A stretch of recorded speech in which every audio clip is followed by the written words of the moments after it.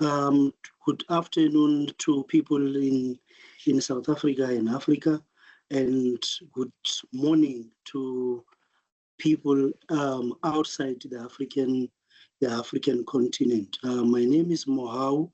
My surname is Soldat. I'm going to be the moderator of this important conversation for today. um, in simple way, working as a lecturer at University of Limpopo for history education. That's what I'm vested or doing currently. We are commemorating or contributing towards these commemorations of Black History Month, which is a very important conversation I want to believe, especially for African and African Americans in the diaspora. The conversation needs to spark the important events of African people and their distress elsewhere in the world. But we need to also, whilst we want to commemorate those important events, we need to also ponder in one question to say, who decide what is important in and what is not important in history? And that will, in us answering that question, it will help us to also maybe move away from the influential type of history that we want to engage on and expand our archive of history towards the local histories as well, where we ensure that we do not marginalize anyone and we use the bottom-up approach instead of the top-down approach. In our midst, we have different stakeholders, and we are going to give platform to the ambassador,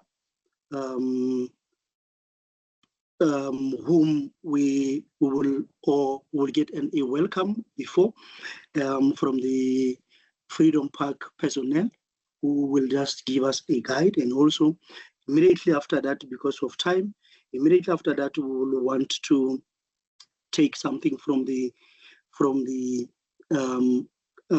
ambassador, who will share with us what is it that why we are here as a congregation, if I may use the word.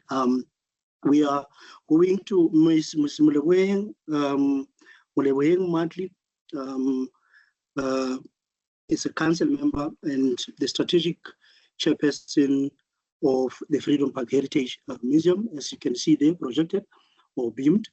The Ambassador Matli is a distinguished South African leader with extensive experience in governance, media, business, and philanthropy, and with a background of business administration and master's degree in leadership and management. And she has built a career dedicated to economic empowerment, social impact, and the cultural advocacy. I'm not going to read the entire bio, colleagues. With her expertise in governance and in cultural advocacy and transformation, Ambassador Matli is a valuable asset to the Freedom Park Council, ensuring that it continues to be a beacon of heritage, education, and the national unity. I'm doing that to try and save a few minutes that we have lost. Over to you, Ambassador, and to welcome the congregation gathered here.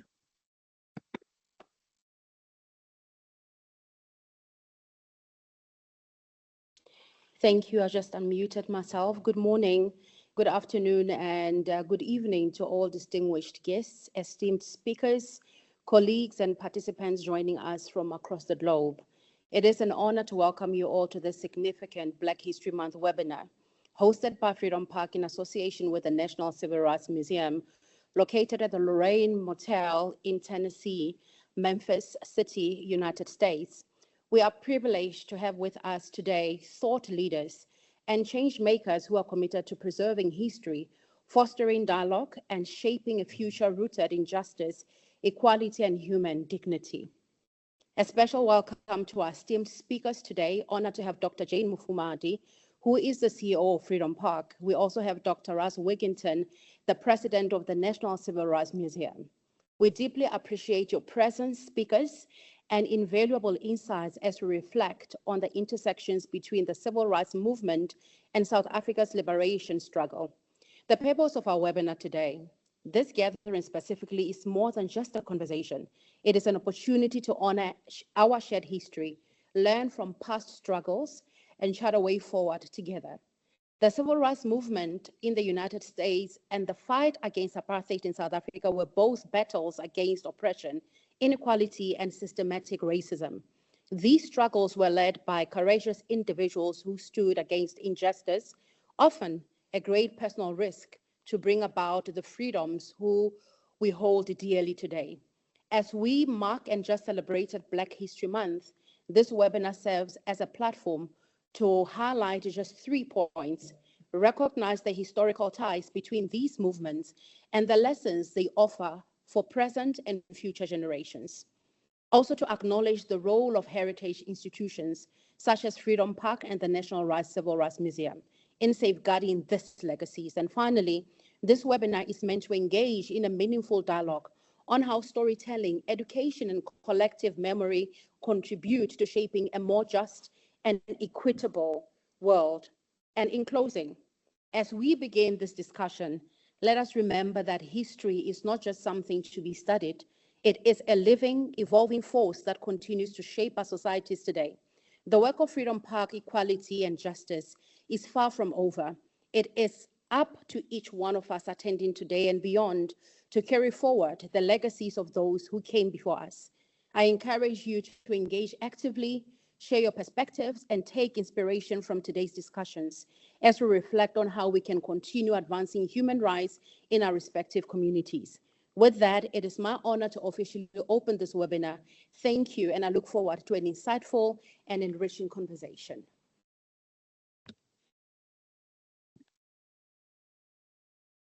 Thank you very much, Ambassador. If I can get direction, are we still moving with the keynote speaker, or is Dr. Jane available to take us through the Black History Month? I believe we'll move forward and officially welcome Dr. Wigginton, the president of the Civil Rights Museum, as our guest speaker and main contributor to this conversation that speaks to civil rights and the South African struggle and where we are today. So, Mr. Soldat, with that, we can officially welcome Dr. Wigginton to the platform, please. All right. Colleagues, as we are thinking of this Black History Month, let us welcome our distinguished guest speaker, Dr. Russ Washington, the president of National Civil Rights Museum. It is also important for one to note that in the South African history curriculum, learners at school level, they're being taught the civil rights movement history and also taught anti-apartheid histories. So the parallels might resonate a lot with some South African teachers who are maybe in our midst. Dr. Russ Wigginton serves as the president of the National Civil Rights Museum. He assumed this role in August 2021 and brings the vast experience in education, fundraising, operations, and community engagement. Prior to assuming this role, Wigginton served as the Chief Post-Secondary Impact Officer for Tennessee State Collaborative on Reforming Education Score, in short, from 2019 to 2021, where he led the organization's work for post-secondary access, retention, and completion. Previously, he served as a vice president for student life and the dean of the student at Rhodes College from 2017 to 2019, where he oversaw the college's co-curricular experiences for students.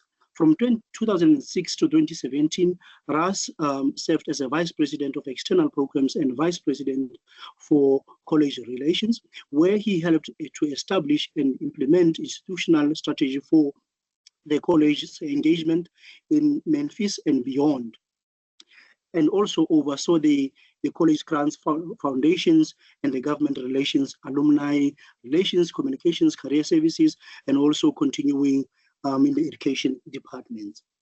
Lastly but not the least, Russ taught 8 years in the history department at Rhodes, specializing in African American and also community history. He has also published a book entitled The Strange Career of Black Athlete, African Americans and Sport, as well as articles and essays on African American social and labor history. Russ, lastly, had served in numerous civic boards, including the National Civil Rights Museum, Memphis Zoo, Big Brothers, Big Sisters, Regis USA, Facing History and Ourselves, as Memphis Community Foundation of Great Memphis, and also served several independent and charter schools in Memphis area. So, colleagues, we are in our midst blessed to have Dr. Wigginton to give us his thoughts about the Black History Month and make reflections. With his vast experience, I hope we will learn a thing or two out of this particular and spark the conversation for us to have at least a discussion on that. Dr. Ras, you are going to have, we are going to have 20 minutes at most to engage us, and then we'll take it from there. Over to you, President. Thank you so much for those kind words, and I'm honored to be with you all today. And I'd like to spend a few minutes talking about the development and the over time for the recognition of Black History Month. I would also like to share some of the explicit connections, the very direct connections of your countries and continents condition, country in particular, and the United States. And I think the power of our intersection is when we come together is undeniable. So approximately 100 years ago, the idea, if you will, of recognizing the contributions and the legitimacy and the visibility of, at the time, Negroes in the U.S. Was a real consideration. And so Carter G. Woodson, who was an important scholar in the 1920s, established Negro History Week. And the establishment of Negro History Week, if we were talking to students today, might generate a little chuckle, like, oh, that the week of recognizing Black people in this country. But it was a very powerful statement, and it evoked a lot of pride and consideration. If you can imagine, over time, that week became filled with deeper understanding of some of our heroes and heroines, and deeper understanding of what I would call the establishment of everyday people doing extraordinary things, something our countries hold in common and have been part of the collective struggle of our countries. Everyday people doing extraordinary things, and it helped pave a path for us to be very intentional during a part of the year in which that could happen. And so here we are today with Black History Month, where it is an opportunity to lift up people and events and the contributions of African Americans in this country, and to do it from a historical standpoint, but also do it from a present day standpoint. The ability to do that is more important now than ever, as each era we are trying to maintain and advance our respective legitimacy in as people and in this broader world. So the National Civil Rights Museum fully participates in Black History Month, and in many ways what we do is elevate the contributions of African Americans to the broader American story throughout the year. So in a certain kind of way, Black History Month is all the time for us. The National Civil Rights Museum was opened in 1991. And if you can imagine, between April 4, 1968, which is when Dr. Martin Luther King was killed here at the Lorraine Motel where our museum is, it was over 20 years before the museum opened. And during that 20-year period, it was the space, the place was not a place that was well cared for. It was not a place that was revered in the same way that one would hope, and it was also not a place that was considered a positive place. And so, through the efforts of some local business leaders and the community at large, the idea of making the Lorraine Motel a positive place, an inspirational place, a place that told a fuller story, a comprehensive story, and was that idea was established, and then it came together and opened in 1991, in September of 1991. One of the things that from the very first year that the National Civil Rights Museum has done is lift up and honor individuals that represent the spirit and the courage and the mission that Dr. Martin Luther King Jr. was on. And in our second year in 1992, one of the handful of people that we honored was Archbishop Desmond Tutu. Just 8 years later, in 2000, literally 25 years ago, we honored President Nelson Mandela. I happen to have been at that ceremony. I was not working at the National Civil Rights Museum. I was a much younger, new history professor, and the opportunity to be in his presence and listen to how he very clearly described the connections and the respective journeys of the civil rights movement here and the apartheid movement, anti-apartheid movement in South Africa still rings in my ears today.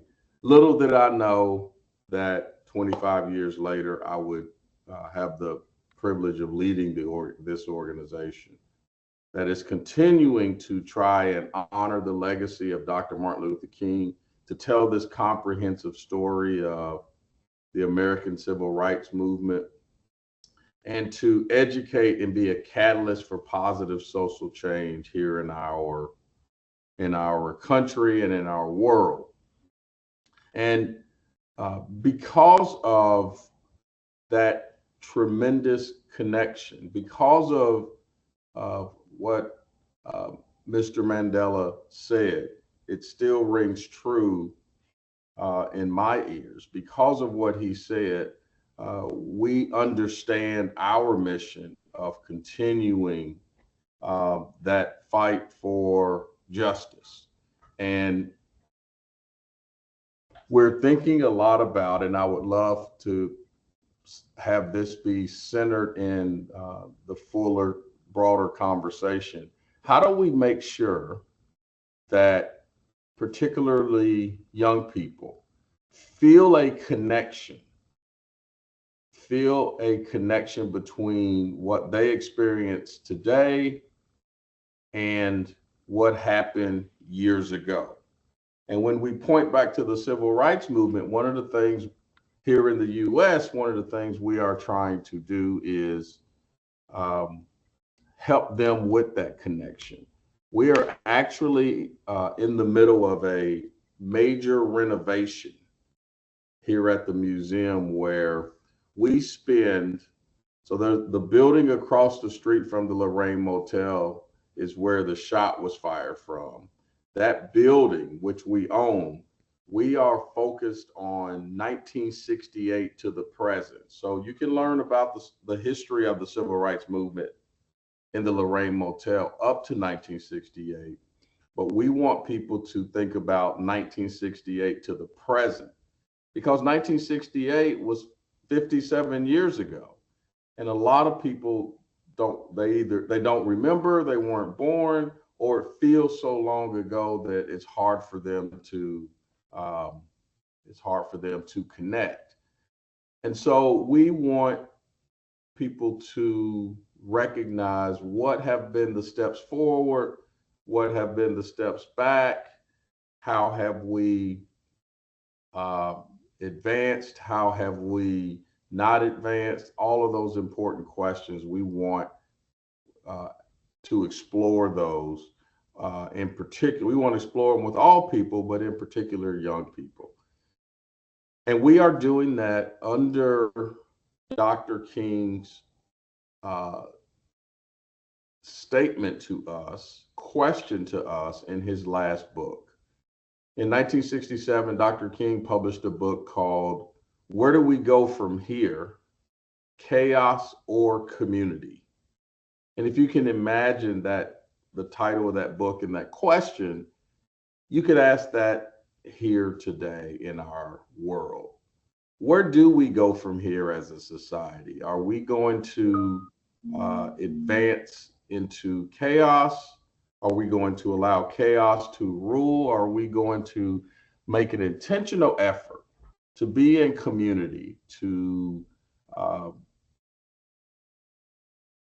focus on the humanity of others, to be civil in our interactions, even if we are in disagreement, not just among people in our network, but amongst our neighbors in other countries and in other parts of the world. These are conscious decisions that we have to make. And so we are focused on doing that work through this renovation. I will go back to something very powerful that I'll never forget, witnessing Nelson Mandela stand on the balcony where Dr. King was killed and talking about the power and influence that Dr. King had on shaping his philosophy and his determination and his willingness to make the kind of sacrifices that it took to end apartheid. We are collectively in a world now that it can be easy to take certain things for granted around advancements. And because some laws have changed and in some cases practices have changed, but it's so important for us to understand that Coretta Scott King, Dr. King's wife, said it best.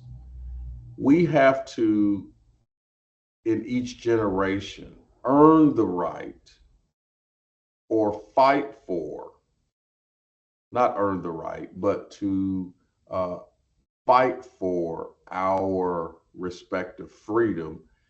What we have to do is determine how we define what freedom means for each generation. That's a bold ask that she declared many years ago, but it's true perhaps today more than ever before. We have to determine what freedom means to us in every generation, and then we have to go about the work of fighting to make sure it happens, because it does change. It should change. There are some baseline dimensions to freedom, but every generation has to determine what it holds to be dear, what it cares most about, how it wants to situate itself, and how people want to situate themselves in the world. And so uh, I believe that it's so important to have communities like this where people can learn from each other principles and techniques and strategies, and gain um, power and courage across uh, geographical and language and maybe even cultural lines. Because when you do that, you recognize that when it's all said and done, we are in this bigger, broader world together. And if our neighbors, if our sisters and brothers in other parts of our country and other parts of the world are not experiencing freedom to its fullest extent, then we run the risk of it jeopardizing and affecting who we are and who we can be. So the opportunity to connect at the National Civil Rights Museum with the important work that you all are doing is a powerful moment for us. We do have a significant international visitorship. About 15% of our visitors who come to the museum come from outside of the US. So we understand and we know the responsibility of being connected in a global way. And we are committed to continuing the work so that all of us can be connected in these beautiful ways, in the same way that Dr. Martin Luther King and Nelson Mandela were, in a extraordinary way that changed and impacted not just our respective countries, but the remainder of the world. I will stop there and thank you for your engagement, and thank you for your hopefulness and inspiration.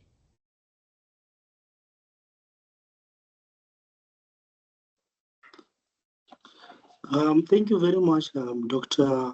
Wigginton, for insightful information and the work that you are doing at the National Museum in the US.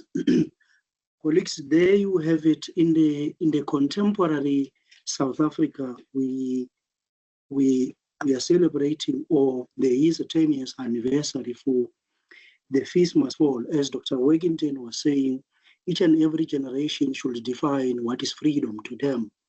2025 is the 10th anniversary since the Feast Must Fall campaigns took place here in South Africa, wherein students went to the streets and demanded to be included in terms of financial exclusion at universities. It's very important because, as our guest speaker was saying, that each generation in the historical epoch has its own mission and has its own understanding of what is freedom, and they should be allowed to express how they feel and to allow themselves to feel welcomed in a particular space. That being said, colleagues, we will want to open it to to our guests, the entirety, the community at large.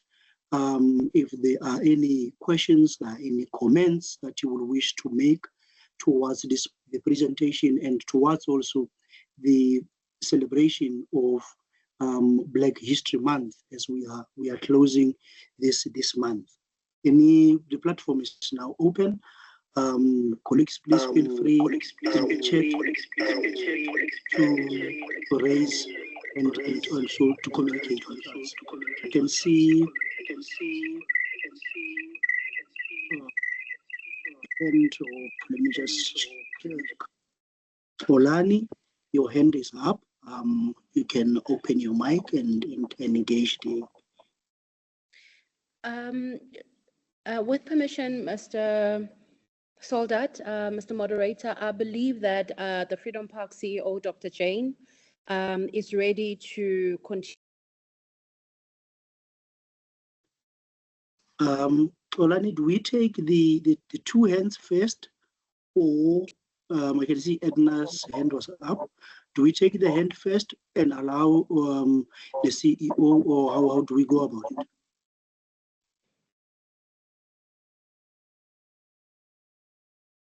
If I may come in there, perhaps with your guidance, Moderator Soledad, perhaps we should, at this point, allow the CEO to come in from Freedom Park, Dr. Jane Mufumadi.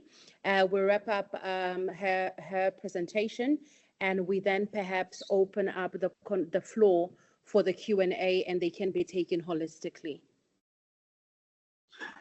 Thank you for that. Colleagues, let's give the CEO an ear. Dr. Jane Mufumadi is the CEO of Freedom Park Museum, an agency of the Department of Arts and Culture here in South Africa. Jane graduated with a master's degree in psychology from the University of Venda and recently completed a PhD in African Studies. Prior to being the CEO, Jane held different positions within the Freedom Park, such as the head of the department, HOD, and of the knowledge and departmental head of incubation and innovation in the CEO office and the coordinator of special projects. She has served as a member of South African Geographical Names Council and later became the National Deputy Chairperson. Jane worked as a junior lecturer at Department of Psychology and later as a director and a senior lecturer of the Center of Indigenous Knowledge Systems at University of Venda. She has done extensive research on IKS, Indigenous Knowledge Systems, and has worked closely with traditional leaders and other Indigenous knowledge practitioners from diverse South African communities. She has published in both accredited journals, book chapters, and various articles in the academic world. Let us give Dr. Jane an ear. CEO, we have close to 1 hour, 10 minutes in our pocket.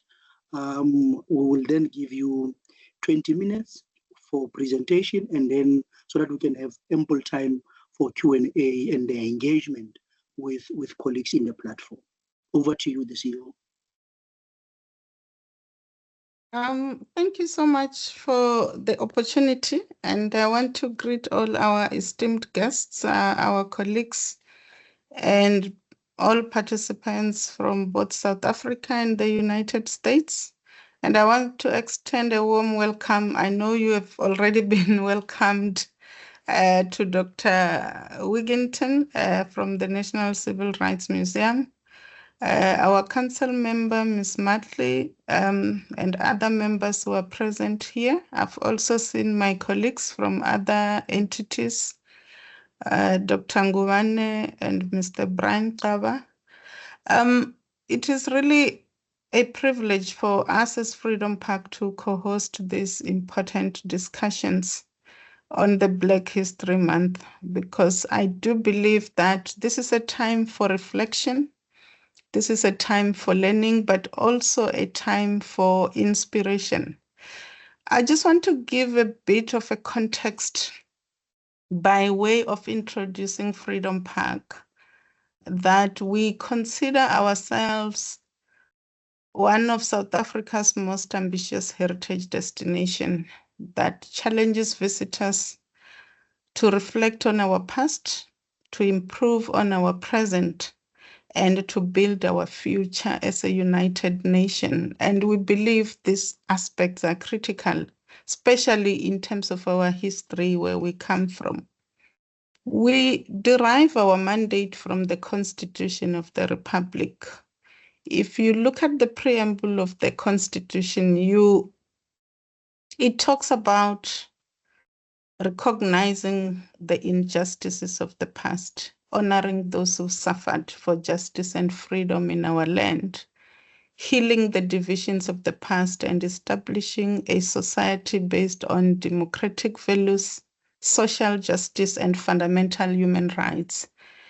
But you will recall that South Africa had what we called the Truth and Reconciliation Commission, whose work still continues in a different format within the Department of Justice in South Africa. They made recommendations for what they called symbolic reparations, specifically to ensure issues of redress, issues of restitution, issues of rehabilitation, restoration of dignity, and reassurance of non-repetition.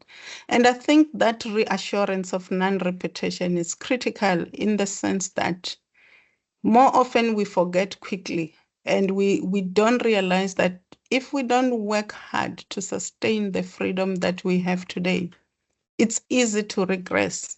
Something may happen to take us back. And I'm sure we see in other ways some signs that if we don't work hard enough, we may go back there. But our founding father of Freedom Park, our patron-in-chief, President Mandela, made a very profound statement that led to the conceptualization of Freedom Park when he said that the day should not be far off when we shall have a people's shrine, a freedom park where we shall honor with all the dignity they deserve those who endured pain, so we should experience the joy of freedom. Acknowledgement of the sacrifices, acknowledgement of the fact that the freedom we enjoy today was not free, that many people gave their lives, their freedoms, and their limbs for us to be where we are today as a nation. So if we consider the Black History Month as a way of remembering or celebrating the achievements by African Americans, of course, and a time for recognizing their central role in the USA history, you can already draw parallels from the work of Freedom Park, but also from South Africans in general and some of the sister entities, especially within our Department of Sports, Arts and Culture, because we are charged with the responsibility to celebrate and honor those people who came before us, our leaders. But as we do that, as we remember where we come from, we are enjoined to contribute to social cohesion, to reconciliation, and to nation building. So this honoring, it's also a way for us to celebrate the attainment of our democracy, but also importantly, to celebrate the triumph of the human spirit, so that we begin the journey of building this inclusive, non-racial, non-sexist society.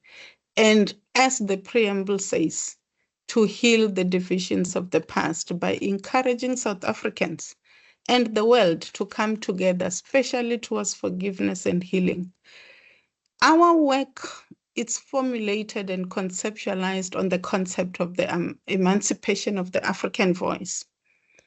We tell our history, we tell our heritage, we talk about our cultures and indigenous knowledge systems from the insider perspective. This is us as South Africans telling the world who we are and where we come from, what we want to achieve in the future, and where we want to go as a nation. And one of the ways that one of the critical elements of Freedom Park, it's our main memorial, which we call the Wall of Names, which is a very inclusive memorial in the sense that it looks at the pre-colonial wars, the genocide of the Khoi and San in particular, slavery, the wars of resistance, the South African War, the world wars also, which South Africans participated in various forms, and the 4 pillars of the liberation struggle. Complementing this wall, we have what we call the Gallery of Leaders, and it is here where we have selected what we believe are outstanding national, continental, and international leaders. Just to maybe to draw one example on international leaders. W.E.B. Du Bois, whom we know mentored our mother of Black freedom, Mama Charlotte Maxeke, a woman of first. So you can already see the connection, because Du Bois was also a Pan-Africanist. He was an activist in the civil rights movements in the USA as a sociologist. So already through Freedom Park, you can see the strengthening of these ties and the bonds and the recognition that the parallels amongst the activists, especially on the civil rights movements and our liberation struggles, were intertwined, and all we inspired each other. And so for us, this significance of this Black History Month is more than just a commemoration of what I call the past struggles and achievement. It is a call to action. It is a reminder of our shared history, as I say. It is a reaffirmation of our commitment to justice and equality. And this theme for this webinar, honoring the legacies and bridging the continent, speaks to the undeniable connection between African American civil rights movements and South Africa's liberation struggle. Because as you see, both these movements, we believe, were driven by the resilience of our leaders and also the communities who envisioned this world that is free from racial discrimination, and also their sacrifices continue to inspire us in the present challenges and struggle that we still face as nations. And so if we look at this parallel, I do believe that this collaboration, this coming together through this webinar should be the beginning of many more other programs that we can do together as we look at the issues of humanity beyond color, beyond culture, beyond race, and many other challenges. These issues of racial segregations, we do believe that African Americans have gone through, are still going through, just as we're still going through such, and trying to deal with that and getting rid of such challenges. If you look also at the nonviolent resistance of Dr. Martin Luther King Jr., and the strategic leadership of our very own Nelson Mandela, these two leaders exemplifies the power of moral courage, especially when confronted with oppression. And as I say, we have in a way influenced and inspired each other. If you look at the Montgomery bus boycott, for example, and the March on Washington, which became some of the defining moments in the USA. But if you look at our very own Soweto uprisings, the Defiance campaign, amongst many other campaigns, you can already see what we are talking about, that we share a lot more than maybe we care to acknowledge in other instances. And I also, as I move towards conclusion, want to look briefly on the role of heritage institutions like ourselves in preserving this collective memory. And I do believe that both these entities today, we serve as vital custodians of this history. We ensure that future generations will learn from this past so that they remain vigilant in the ongoing fight against injustice. But I also believe that heritage sites and museums like ourselves are not just repositories of the history, they are also spaces for dialogues. There are spaces for healing, and there are spaces for transformation. Therefore, our job is not to focus on the past. It's not just to preserve these legacies. It's to draw from the past so that we deal with the current challenges that we face. If you look at some of our leaders, I just spoke about Charlotte Maxeke, you can see that their messages, what they stood for, the courage and the principles that they had, this is what is needed in today's world, in today's South Africa, but the world across. If Mama Charlotte said that this work is not for yourself, and what is it that we are learning from that? The servant leadership, the selflessness of the leaders like Mandela, like Dr. Martin Luther King, and so forth. So these are some of the messages that should resonate with the challenges that we're facing today in the contemporary world. And therefore, I do believe that the two entities that we have come here today and our other stakeholders and sister entities, we have a lot of work and responsibility in our hands. And as we look at the Black History Month, I do know in South Africa, the relevance has been debated a lot in February in various platforms in the media and so forth. And for us, the reason why we are part of this movement and commemoration is because we see these commonalities. We see this not as a looking in the past. We're looking in the past to influence and understand the present so that we can imagine a better future. And therefore, let this discussion today be a testament to the power of collective action and that enduring strength of the human spirit. And I want to enjoin us to say, let us honor the sacrifices of those who came before us by committing to a meaningful engagement, by committing to educating and also embarking on advocacy initiatives to help the younger generation that is coming, so that we breed a cadre of young people who are grounded in the knowledge of who they are, where they come from, and what their forebears were able to achieve, to encourage them to continue to fight in different spaces. And therefore, I look forward, as I've said, to enriching this dialogue. And I want to thank all of you for taking your time to be part of this very meaningful, very important engagement and conversations. And I do believe that between the two of us as speakers, as you are listening, you will participate actively to also share your reflections, your recommendations, and what we need to do to move forward as humanity, as the two countries, but even beyond just South Africa and the USA. And I do believe that together, let's remember and we can ensure that history is not only remembered, but it also serves as a catalyst for unity and also for progress across continents. I thank you so much, Program Director. Thank you very much, Dr. Mofumadi, with that presentation and the encouraging words and the knowledge that you have shared with us. Colleagues, we're going to open it for questions, for Q&A, and please feel free to even make comments where you want to make any form of comment. Before I can go to questions, let me just read one from the chat box.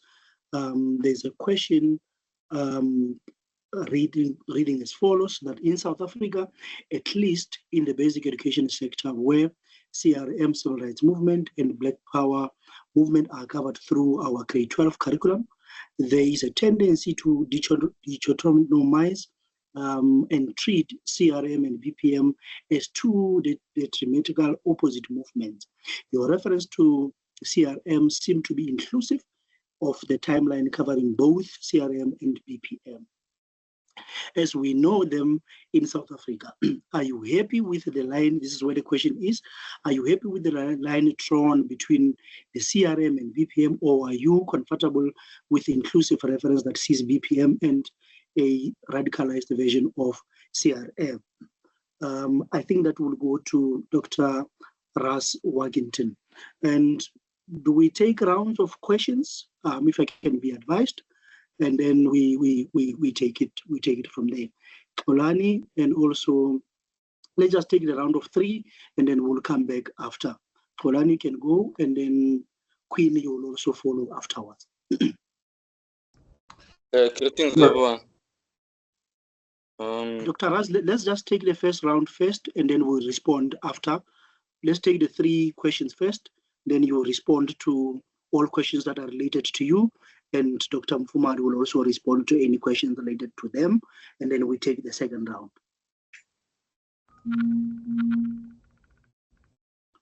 Polani can go on. Okay, yeah, thank you for the opportunity. Greetings, everyone. I have just a question to Professor Jane Mufamadi. Yeah, since I've learned about the past to understand the future, mine was how do we preserve the dying of the African language? Black History Month. We did an event in collaboration with Soto Book Cafe, preserving the dying of the African language, to say the language itself is dying. I mean, my sense is that every time we activate, we come to these seminars, it feels like there is a lack of activism rather than our leaders, they are maintaining the situation. So I wanted to know, how can I express my freedom of expression without sounding like I'm discriminating? And of course, to promote multilingualism. Thank you. Thank you, Polani. Queen? Thank you so much for this opportunity. I want to thank specifically Ambassador Matli for inviting me to this. My name is Queen Keskesa. I'm the Multicultural and Foreign Affairs Administrator for the City of Memphis on Mayor Young's team. And my question is really for Dr. Wigington, since we are in the same city. It has been my dream. I'm originally from Ethiopia. I was born and raised in Ethiopia, and I've been in the United States for really all of my adult life. And I, as part of the education system in Ethiopia where I grew up, I never learned about slavery. I did not know anything about it. And the only thing we knew about America was really Eddie Murphy. And I mean, this was years ago. I hope things might have changed by now. So when I came here, I didn't even know I was Black until I came to America, right? So that has been a lot of learning that I had to do to identify as an African American in the United States. Now, my dream is to get this bridge built between Africans and African Americans, and we starting in our own neighborhoods, right here in Memphis. What can we do with the Civil Rights Museum to have events and including the thing that the gentleman right before me said, having African languages, African language classes, Swahili, any language, any African language, having it as a part of the building this bridge and understanding that we are the same people. We are all brothers and sisters in the struggle, and moving forward. I think there's strength in unity, and I really, really think it will make a huge difference in life as a whole for African Americans to know that they belong somewhere.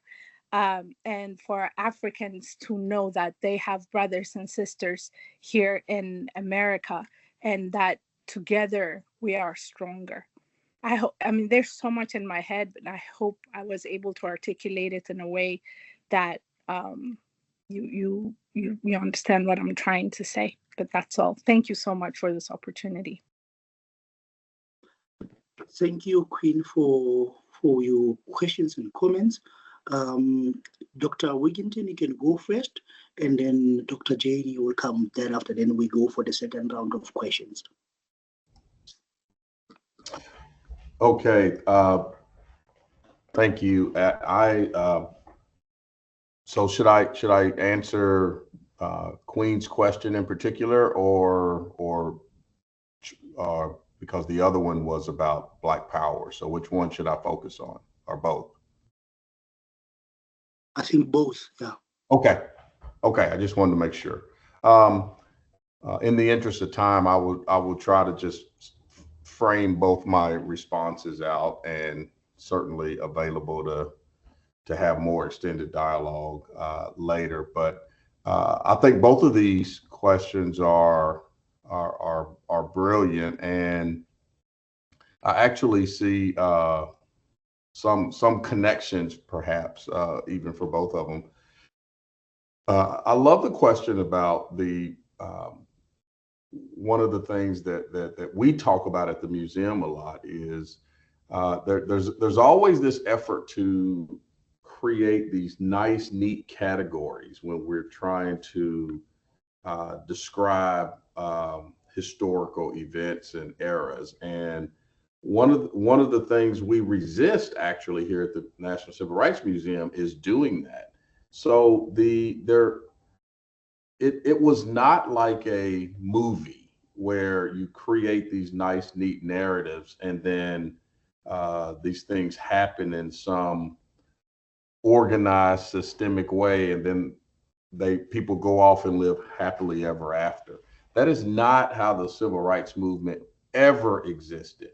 What's really important is that it actually took all dimensions in order to make the overarching civil rights movement effective, and all philosophies interacting at the same time, and not even in agreement all the time, sometimes in conflict.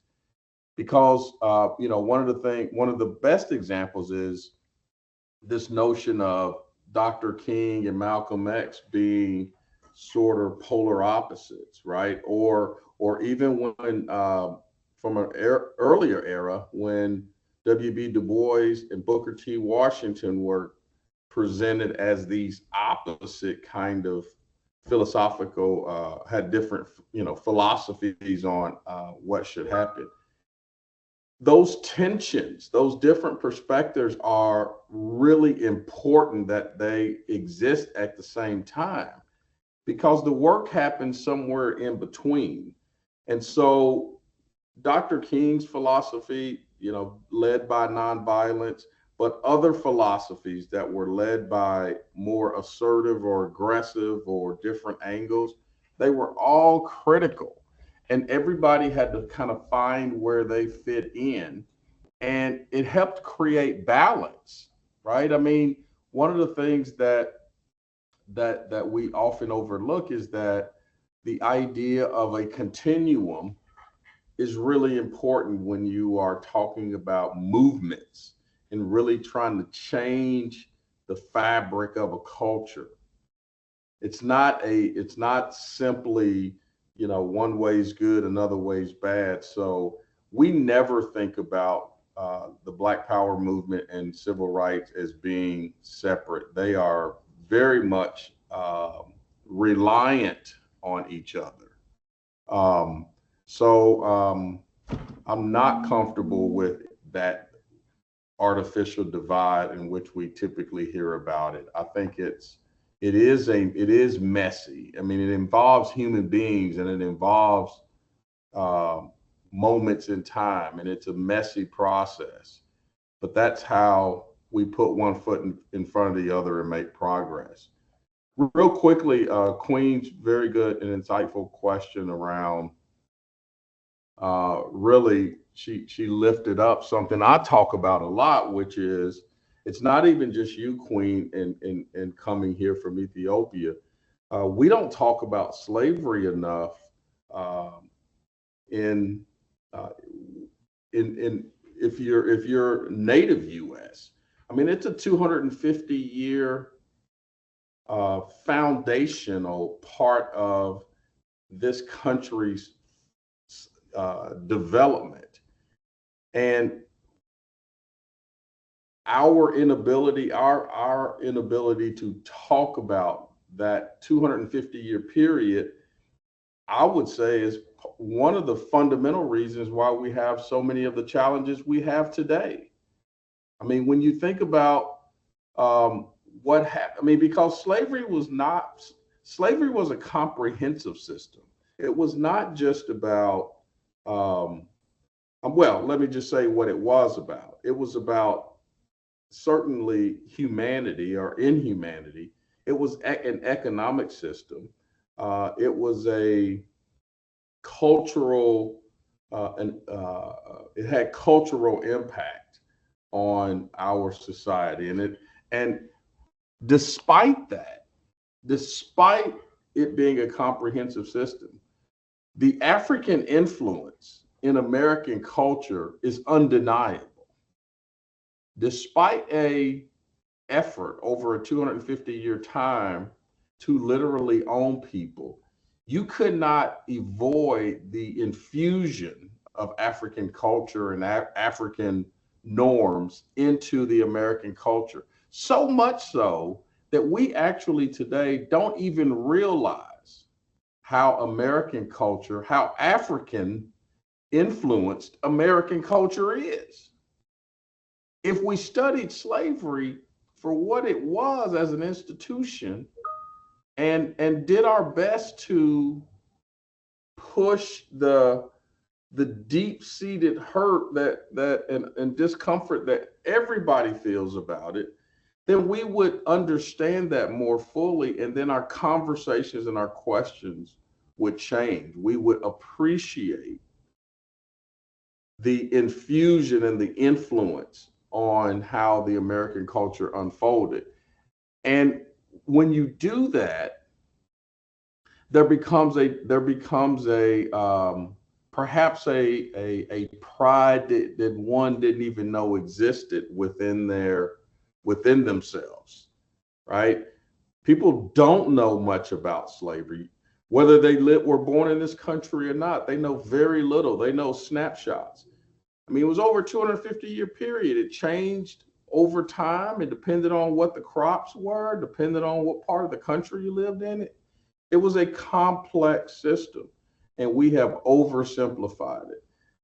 I do think that is, sort of getting at that is fundamental to our ability to have deep and sincere appreciation for our African heritage, for Black people in America to fully appreciate their African heritage.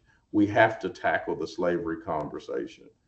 So the last thing I'll say is the other side of your question about the museum offering sort of literally as a venue and maybe even as a thought partner for how to do that. We have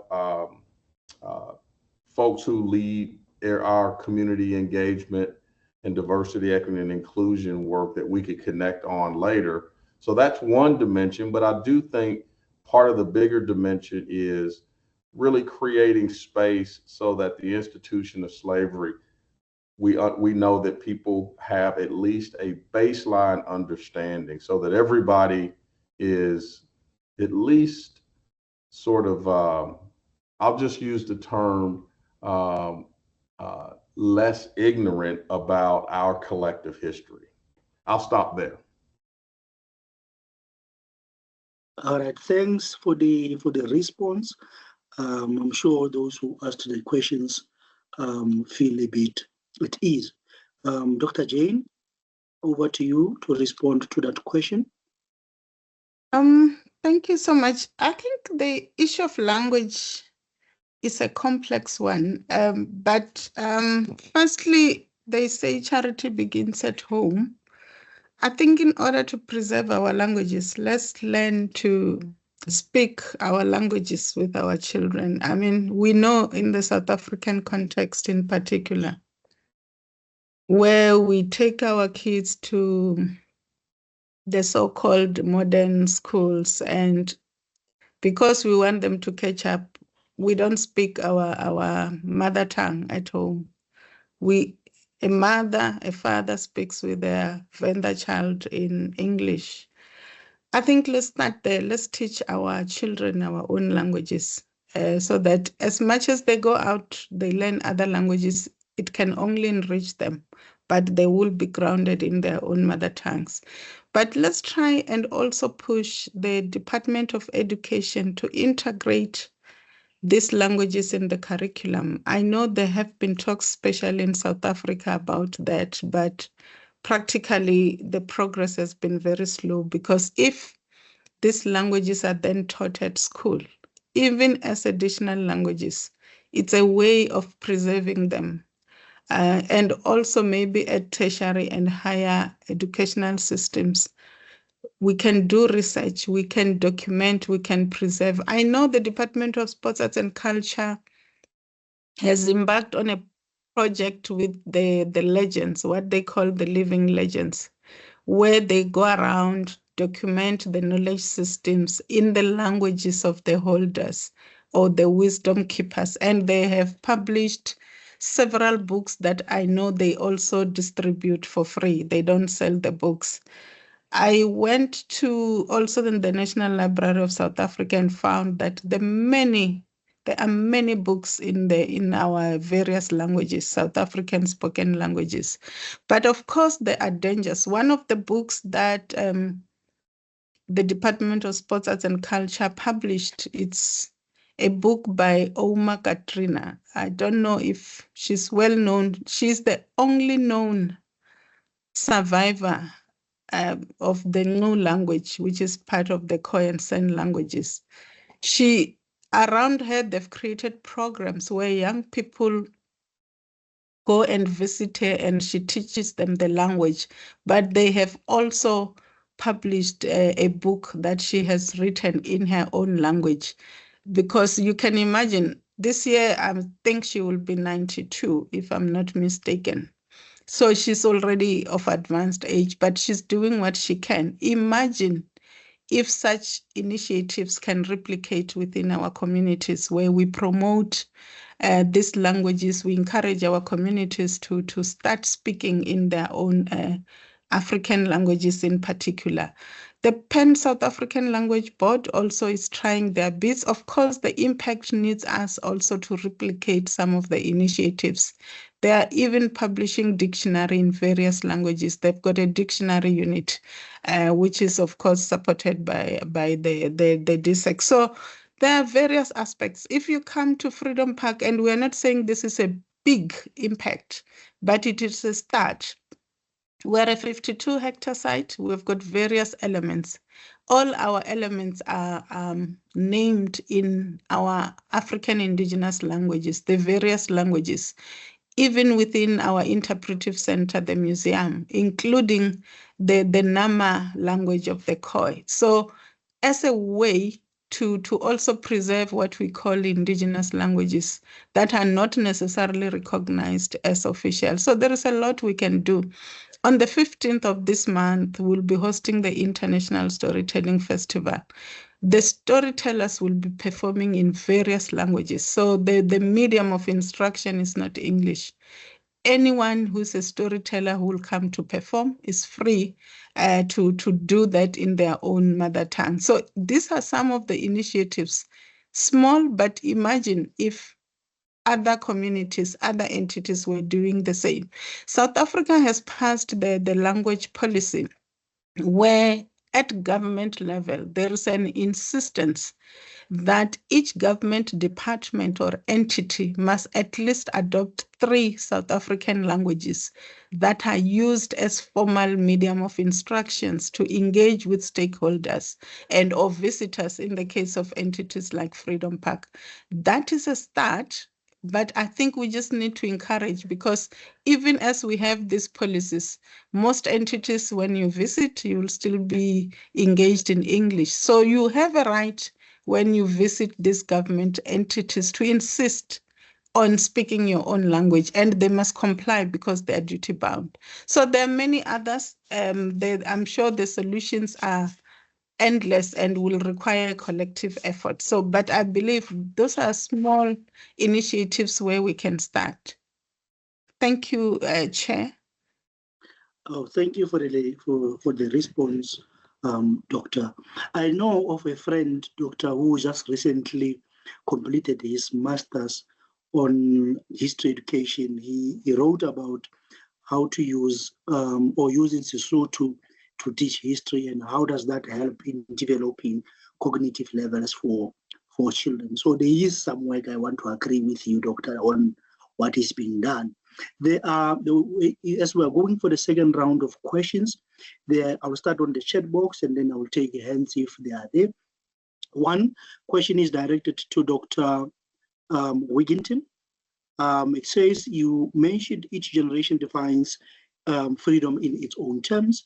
Given the recent geopolitical tensions between South Africa and the USA, with sanctions allegedly linked to land redistribution and inclusive education policy, which is Belleville, how can the Civil Rights Museum contribute to educating and fostering dialogue that counters historical misinformation and promotes decolonial narratives in South Africa? The second one, I think this one is directed to Dr. Mofumali, says, what specific programs or initiatives does Freedom Park have in place that directly engage young people?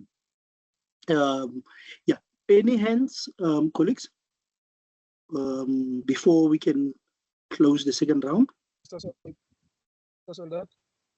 Yes, Mr. Masua, you can go on. Yeah, I'm driving and I'm not able to use the gadget to raise my hand. I just wanted, it's not really a question, but it's just a comment. I'm not sure if I'm allowed to. Go on, Dad. Yeah. The moderator, thank you very much, man. And thanks to Dr. Wigginton for the response to the question that I fielded on these artificial lines that are being drawn.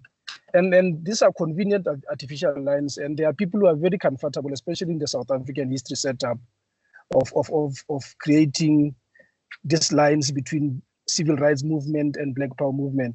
And from the word go, I was extremely comfortable, because when Dr. Wigginton was speaking to this, he spoke to civil rights movement, and I was very careful to listen to the time frame.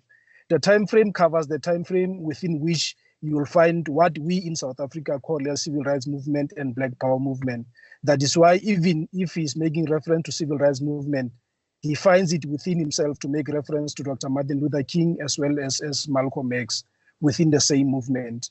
And I think this tendency to dichotomize serves some quarters well, because it ends up leading to the situation where, unfortunately, even learners at school, they tend to now choose between Malcolm X, Dr. Martin Luther King, see them as different individuals, and then start choosing and demonizing others. And the system also, for the better part of the time, the system has really mastered the art of choosing other leaders and demonizing others. We don't have the time, but I will make an example of also with Robert Sobukwe and Nelson Mandela, and then look at the way that they are celebrated today. I think if you like, you can say Robert Sobukwe is your Malcolm X and Nelson Mandela is your Dr. Martin Luther King. In South Africa, in terms of representation, of acknowledgement and recognition, you will realize that there is disproportionate representation and celebration of Mandela as against Robert Sobukwe, as if one was a better devil than the others. And this is the legacy of the system that we have just emerged from. But thank you very much, Dr. Wigginton, and thank you very much for Mufumadi for the presentation. Thank you, moderator. Thank you for fielding the comment, Mr. Masua. I don't see any other hand. I think I can allow Dr. Wigginton to respond, and then Dr. Jane will end.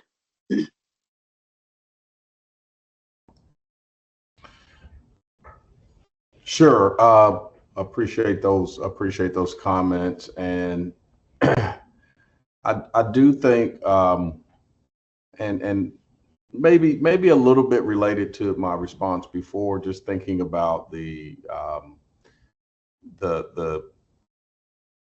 tensions or changes in how countries, the changes in relationships over time with countries. And I think one of the so there those things are always, they're going to unfold the way they unfold, oftentimes based on, the political dynamics of the day that most of us don't have direct control of. But what we can do, one thing that is very powerful now, and when it's being used for good, or vehicles like literally what we're doing right now, in that we don't have to just hear about other countries and perceptions of other countries are just influenced without having some firsthand knowledge and relationship building and personal interactions. Because when you're able to get on a call like this and actually see people and or talk to people and engage with people and see how they think, it helps break down stereotypes. It helps see people see the humanity in people. It also helps in a very practical way that pretty much all of the programming that we do at the National Civil Rights Museum now has a hybrid component or virtual. So you can literally get on site and find all kinds of programs that we do, from book talks to recognizing, I saw the question about civil rights leaders, recognizing historic civil rights leaders, and even people who are doing important work today that we interact with, and you can have access to them. And the overwhelming majority of them are free and open to the public. So you can actually take those so they're convenient on your time schedule. All those things are much more feasible now.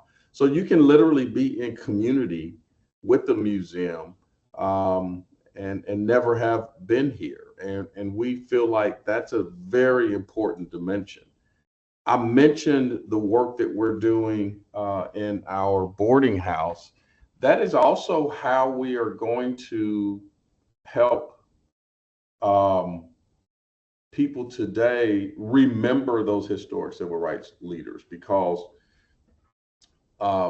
we're not relying on them just going on the Lorraine side of the experience to learn about those leaders. We want to lift up leaders today. And by leaders, I mean everyday people who are doing important work, who emerge and inspire people, so that when you see that, you can see the power of your potential, and then you can connect it back to what people did years ago.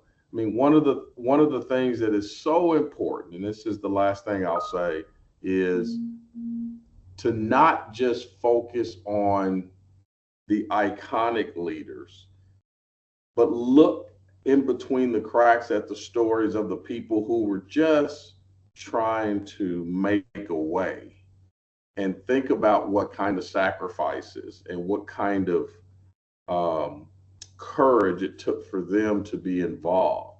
Those are the people we should focus on. Of course, we have to, we're going to learn about the folks who are determined to be the leaders, but the people who actually did the work in the civil rights movement in the United States were people who were often nameless and faceless, and that would be most of us. And so we tell those stories so that everybody can see themselves and see what the possibilities are for how they can contribute.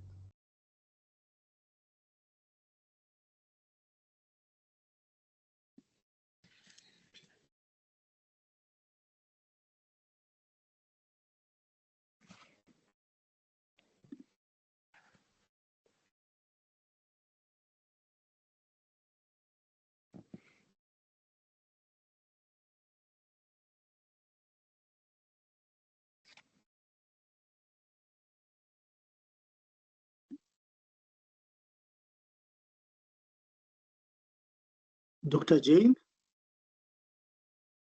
Oh, thank you so much. I think the question on how we engage the youth, we have an education unit whose purpose is to work on programs for young people. We do engage youth through the schools. We have programs that deals with youth in school, basic education and tertiary. We have programs that deals with young people out of school.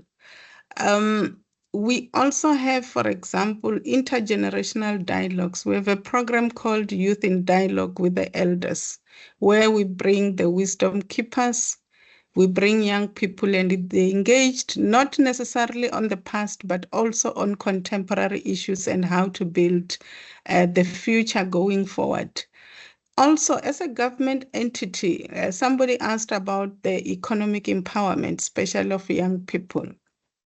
In our procurement processes for various aspects, we have what we call set-asides, where we also ensure that the creativity and artistry of young people is included. So we have a percentage where young people are encouraged to engage as service providers, not as beggars, but as skilled professionals who are rendering services, just as we do have the same for women and people with disabilities, for example, so that empowerment becomes real. But I think the challenge is how do we use these lessons of the past to take our country forward. I saw on the chat a comment on social media regarding why we are not growing. That is an indictment, but sadly, I think that's true in a way. We will all agree that in South Africa, we have attained political freedom. We're still grappling with economic freedom and other forms of social emancipation. And we need the same energy and vigor that we fought political oppression and racial oppression to fight this other form of oppression. And as the example that I made, how many of us as Africans 30 years into democracy are proudly teaching our children foreign languages, not even just these days, just English as a medium of instruction in many schools, but where we take our kids, and we're not saying there is anything wrong with that. But before I take my child to learn either German or Mandarin or French, why don't I teach my child first to speak in my own mother tongue, in my language? So certain aspects we have the power to change in a small scale, and we can influence policy, we can influence government if we are committed so that we can move. I'm one proponent who believe that, in fact, having had the privilege of working with wisdom keepers, organic intellectuals, and our elders, you will be so amazed in their knowledge and wisdom of nature, of science, the ability to read the stars. That is science and education in their own languages. Therefore, speaking a foreign language does not denote wisdom. You can just be fluent in a knowledge, but that does not imply you are knowledgeable and or educated. One of the elders, Mama Grace Masuku, used to say to me, there is a difference between going to school and being educated. Going to school, you get your degree, your master's, your PhD. That's, you've gone to school, you've got the papers. Being educated is the ability to translate what you have learned into tangible product to make a difference and an impact. And you can do that in any other language. So the decolonization of the mind process is one journey that we must still take fully. Proudly African, proudly Zulu, proudly Venda. And push that forward. And we can influence the direction that our government must take in empowering and in centralizing this initiative seriously. So not as a topic of discussion like we're doing, and after this we go home. It's okay, we move on. But decisively trying to influence programs and certain initiatives. We do that at a small scale at Freedom Park. However, obviously, we've got a limited mandate, we've got limited budgets, and we can only make a maximal impact if various entities, various government, and also this is not just the responsibility of government as most of us seem to think. The private sector, the communities themselves must take charge of their future and the direction that they want to go. Then you will influence and force the leaders to implement accordingly. Thank you. Thank you. Colleagues, we will take the last round, and please let's be brief in terms of our questions so that at least we don't overlap in terms of our time. I'll start with Boshali and then the ambassador, and then we close it with the questions in the chat box.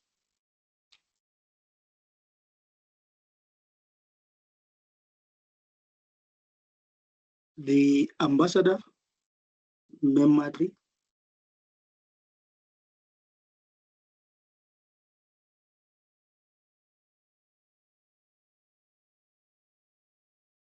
I'm not sure if I'm the one who lost the network or people who are supposed to talk, they are muted. I am here. I don't know if you can hear.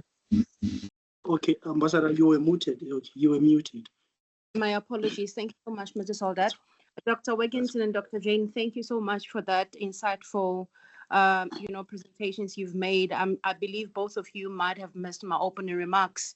And what I wish to emphasize on more, as I did in my opening remarks, is the power of understanding or the realization that our history should not be limited to just being studied and put in curricula and kept in books, but it must continue to be a living and evolving force that continues to shape our societies today, with a battle, of course, of the global culture and our youth having so much information. While I visited Memphis recently, I interacted with a couple of people, Dr. Wigginton, and as I was very passionately asking about issues of Black history, one response stood out for me. Somebody said to me that, look, Black history commemoration might be limited to February into March annually, but the Black history in itself is living every day. And it's in the same context that I'm saying that Africa is here every day throughout generations, forever shall be, yet we have what we call Africa Month, which is celebrated, or Africa Day that is celebrated on the 25th of May each year. And Africa Month is then referred to as Africa, the month of May rather, is referred to as Africa Month. Within the CRM, the Civil Rights Museum, are there any specific programs during Africa Month that are dedicated, to not South Africa per se, but to the African continent? And what kind of reach out programs are available that would include even education, specifically heritage education that is done in person, to have groups of Africans come through?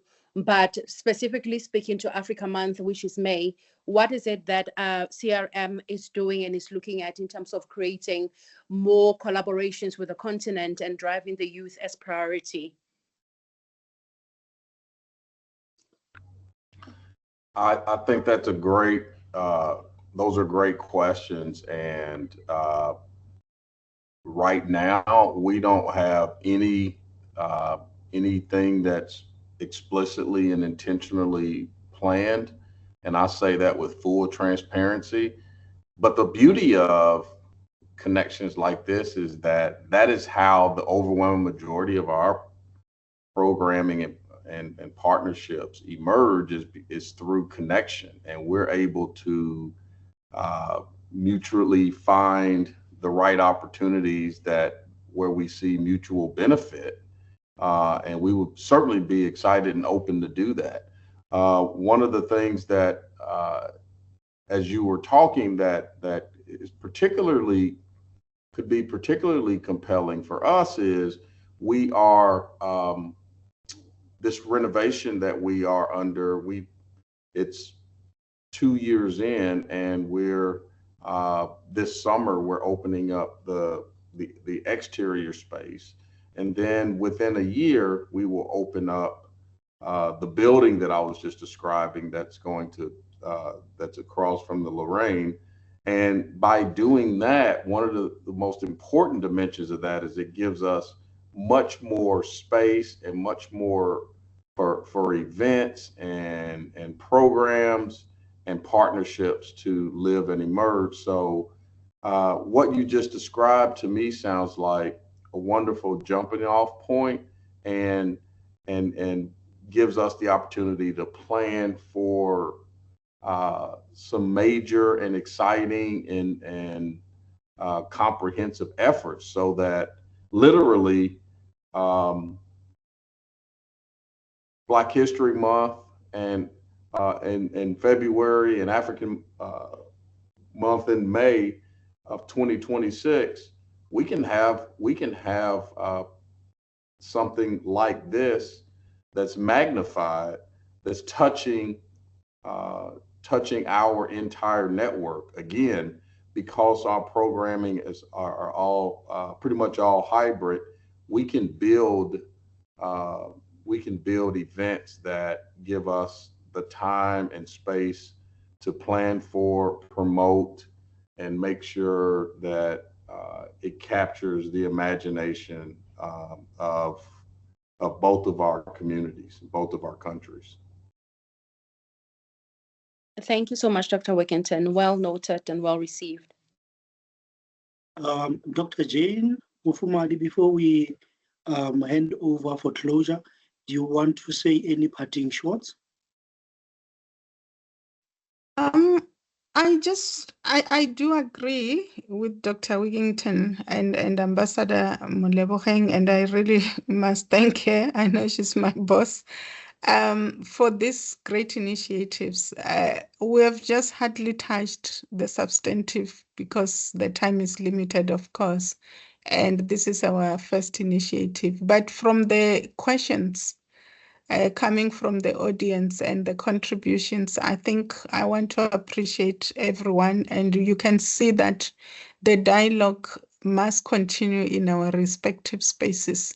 I liked the questions and the recommendations that this should not be just about looking at the past. It should be about coming up with practical programs or projects to empower the current generations to make a difference, a real difference in the lives of people. I think I was reading the chart and I got that sentiment. The sentiment strongly coming up around youth involvement, the role of youth and how our entities involves the youth, because the youth must take active leadership. And I think we do have that inspiration if you look at people like Solomon Mahlangu, how young he was, and many other young people, if you think of June 16, how they started this activism at very young age. So I just want to, without going too long, appreciate this collaboration. And as I said, we view this as the first step towards greater collaboration and doing more and continuing the dialogue, and also exploring whether we can have tangible programs or projects that we can do together, but make a call to the stakeholders and the participants to say, if you have other suggestions, please engage us. Let's work together, because that's how we can grow and make a difference. I thank you, Chair. Thank you very much for the presentations, colleagues. As a young person, Dr. Mufumadi, if I may say, I'm really grateful also for the opportunity given to me to moderate this conversation and to ensure that it runs smoothly. Thank you very much, colleagues, for joining in. My part will end here, as I'm going to hand over to Ms. Slindokuhle Shamase, who is going to close for us. I miss those physical events, because at this time, this is where we are preparing the refreshments, and you get to at least continue the conversations and so forth. But hopefully next year, when this event takes place, maybe it might be a hybrid type of an event wherein people will sit down and physically engage on particular issues. Right, Ms. Shamase, over to you, so that you can close for us. Thank you, and give us the line of march. Thank you very much. I would like to just thank our honorable guest, the partners from the National Civil Rights Museum, as well as then our esteemed audience. I don't know if it's still good morning that side, but it's nearing the evening this side, and it is with immense gratitude and deep appreciation that I stand before you, where I'd like to just send an expression on behalf of Freedom Park that you have decided to be part of this celebration that is hosted with the National Civil Rights Museum. Today has been a momentous occasion for reflection, learning, and inspiration. I'm sitting here just in awe, listening and just amazed at where we come from and the long journey that we still have ahead. So we'd like to extend the gratitude to Freedom Park CEO and our council. Thank you very much for allowing us to do this and to continue on the commitment to preserve and celebrate the history of Africa and the diaspora. To our esteemed partners at the National Civil Rights Museum, Dr. Ras, thank you very much. And I believe this is the start for a greater, more deeper engagement and programs that we are going to do with your museum. The stories that you tell as a civil rights museum resonate with us as Freedom Park. Your contributions today have enriched our collective understanding and strengthened the bridge of unity between our two movements. And to all then our speakers, Councillor Matli, our moderator, Mr. Mohau Soldat, thank you very much. You've steered this beautifully, and we thank you, University of Limpopo, for borrowing us today. And a special thanks to then our guests, the organizer and the team of Freedom Park and the technical team who worked tirelessly to ensure that this event happens. I think putting this together was harder even than putting together the physical programs, but I think that's the route we need to go and learn so that you can extend our reach and partnerships with then our international counterparts. So I'd like to thank you, those who've joined us today, and let us take the lessons, inspiration, and connections that we have made today to continue to advocate for justice, equity, and freedom for all. And as we close this event today, let's carry forward the torch of our ancestors, remembering that Black history is not just a month-long observance. That's what one of our colleagues, Deboho, said there, that it's just the beginning and the start as we express and plan on the living legacy that calls us to action every day.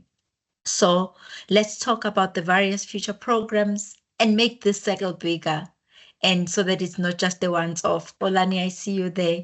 We definitely are going to do it. We'll share our contact details. Dr. Ras, please share your contact details and that of the museum as well, so that we see how we then expand the cycle with all our sister entities, the department, the community of South Africa and abroad, so that we continue and deepening doing such programs. I'd like to thank you, and may we continue to work together in the spirit of unity, resilience, and hope. Good night and good morning.